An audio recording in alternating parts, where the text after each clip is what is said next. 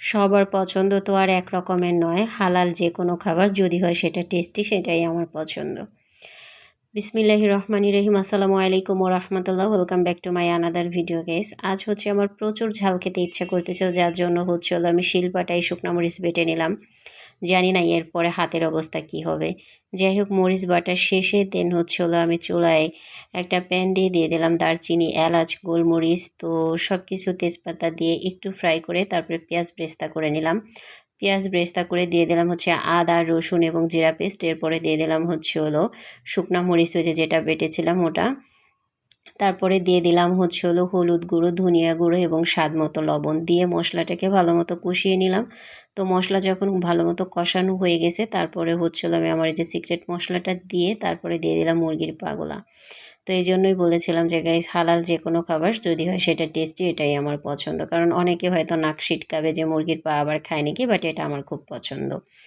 তো যাই হোক, এই যে পাটা ভালো মতো কষানো হয়ে গেলে দেন তারপরে দিয়ে দিলাম পরিমাণ মতো পানি। যেহেতু রুটি দিয়ে খাবো একটু ঝোলও রাখবো। তো গ্যাস, কালার দেখে কি মনে হচ্ছে বলেন তো আজকে কাঁদবো না হাসবো? তো যে আজ আমি রুটিও বানাবো, তো একটু বেশি করে বানাচ্ছি কারণ আমি একটু ফ্রোজেন করেও রেখে দিব। তো এই যে আটাটা সিদ্ধ হয়ে গেল আমার, আটাতে কিন্তু আমি পানির মধ্যেই পরিমাণ মতো লবণটা দিয়ে দিয়েছিলাম।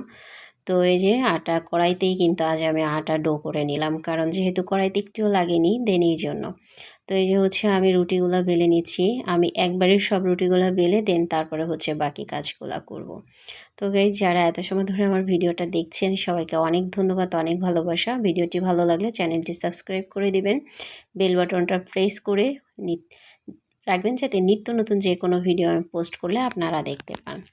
তো এই যে গাইজ, হয়ে গেল আপনাদের সাথে কথা বলতে বলতে হলো আমার রুটি বেলা। আমি কিন্তু অনেকগুলা রুটি আপনাদেরকে বলে দেখালাম আমি কাজ করতে পারি গাইজ। যাই হোক গাইজ, একটু দুষ্টামি করলাম। তো এই যে আবারও আর একটা রুটি বেলে আপনাদেরকে দেখাচ্ছি। আর এটা খেতে যে এত ঝাল হয়েছিল, আপনাদের ভাইয়া তো শুরুতে ভয়ে খাবে না। সে বলতেছে আমি খাবো না, তুমি খাও। আমি একটু শুরুতে খাইছিলাম, সে আমার এই খাবার দেখে মানে ঝাল দেখে সে বলতেছে ভয়ে খাবে না। কিন্তু আসলে যতটা ভয় পেয়েছিলাম যে অনেকটা ঝাল হয়েছে, কিন্তু আসলে এতটা ঝাল হয়নি। তো রুটি শুরুতে আমরা যেগুলো এখন খাবো সেগুলো আগে একটু ছেঁকে নিচ্ছি। তারপরে হলো আমি যেগুলো ফ্রোজেন করে রাখবো লাস্টের দিকে ওগুলো একটু ছেঁকে নিব।